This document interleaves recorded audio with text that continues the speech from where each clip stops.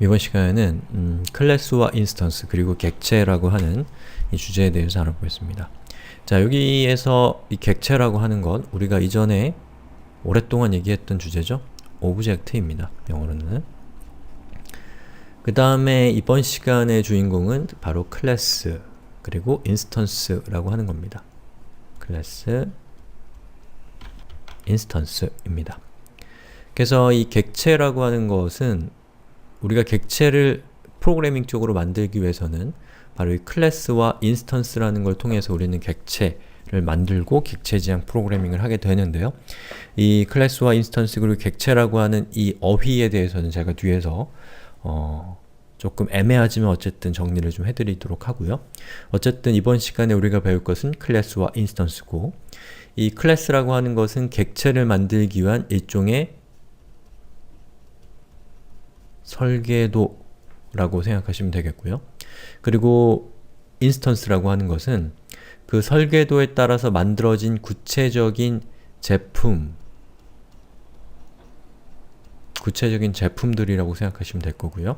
또 비유를 하자면 이 완전히 일치하진 않지만 이 메소드에서 우리가 메소드를 사용하기 위해서는 일단은 그 메소드의 기능을 정의하고 있는 그 메소드를 정의를 해야겠죠? 메소드의 정의, 그리고 그 메소드를 사용하는 것은 메소드의 호출이죠. 바로 그 호출에 해당되는 것이 일종의 인스턴스라고 굳이 비유하자면 얘기할 수 있을 건데 같지 않습니다. 같지는 않아요. 예, 아무튼 비유하기 위해서 그렇게 한 겁니다. 그래서 이번 시간에 살펴볼 것은 실제로 객체를 만드는 법이고, 우리가 이전 시간에 오리엔테이션을 살펴봤던 것은 객체라는 것에 대한 상당히 추상적인 레벨에서, 관념적인 레벨에서 여러가지 비유를 들어가면서 객체에 대해서 설명을 드렸고요.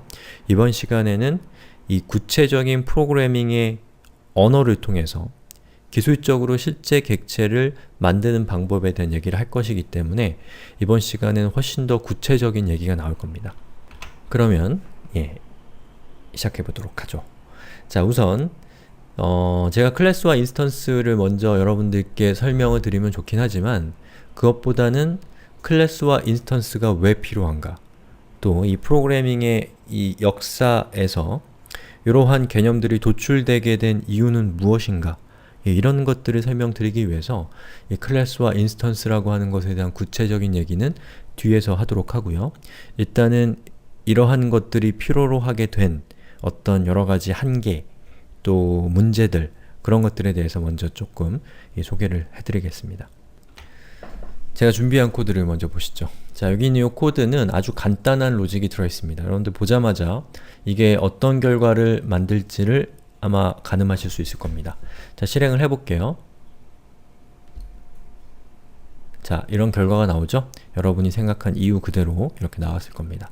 자, 그런데 여러분이 저를 좀 도와주셔야 돼요. 뭘 도와주셔야 되냐면 지금 보고 계신 이 간단한 로직이 사실은 간단하지 않다라고 마음속에서 느끼셔야 된다는 겁니다. 자신의 상상력을 발휘해서 이것이 1000줄짜리 로직이 2번 실행된 2000줄짜리 로직이라고 생각해 주세요. 예. 그래야지만 제가 지금부터 설명드리려고 하는 것이 여러분들 마음속에 깊게 와닿을 수 있기 때문에, 강렬한 인상을 가질 수 있기 때문에 여러분의 상상력이 저를 도와주셔야 됩니다. 자, 그런데 여기 있는 요 로직은 자, 보시는 것처럼 아주 간단해요. 10과 20이라고 하는 값을 더해서 출력값이 30이 되고 20과 40의 결과는 60이 되는 거죠. 근데 제가 말씀드린 것처럼 이것이 아주 복잡한 것이라고 간주를 한다면 아주 많은 코드가 필요하겠죠? 자, 프로그래밍의 첫 번째 원칙이라고 하긴 좀 애매하지만 아무튼 아주 중요한 원칙 중에 하나는 중복의 제거입니다.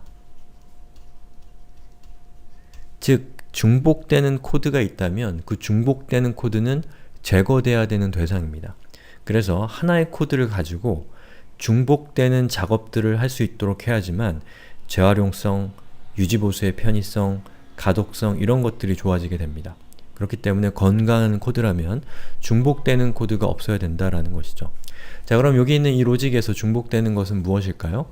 여기 있는 값, 값은 중복되지 않습니다. 밑에서는 다른 값이 쓰이죠. 하지만 여기 있는 이 더하기라고 하는 이 로직, 그리고 이 코드의 메커니즘 자체는 중복되고 있습니다. 그리고 제가 아까 말씀드린 것처럼 이 더하기가 만약에 단어 하나라면 요거는 중복돼도 괜찮습니다. 하지만 이게 1000줄짜리라고 가정을 하자는 거예요. 그럼 얘는 중복을 제거해야 되는 놈이죠. 자, 그러면 중복을 제거하기 위한 가장 좋은 방법은 뭘까요? 바로 메소드를 사용하는 겁니다. 자, 그럼 메소드를 사용한 예제를 한번 살펴보도록 하죠. 자, calculator demo 2라는 예제가 바로 그겁니다.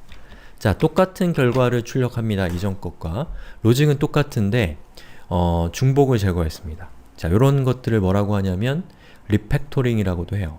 그래서 기존에 있었던 코드와 정확하게 동일하게 동작하지만 그 코드의 내용을 개선해서 코드를 보다 효율적으로 만든 행위, 이런 것들을 리팩토링이라고 합니다.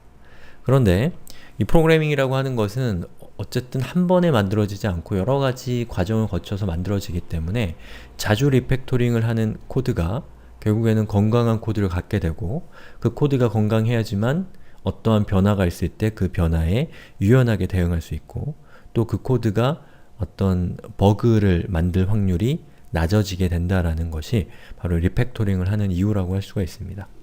근데 우리의 지금 주제는 리팩토링이 아닙니다. 프로그래밍에서 리팩토링은 상당히 중요한 주제라서 여러분들이 서점에 가보면 리팩토링이라고 하는 이 주제를 놓고도 많은 책들이 나와 있는 것을 볼 수가 있습니다. 자, 그러면 보시는 것처럼 자, sum이라고 하는 메소드를 제가 정의했고요.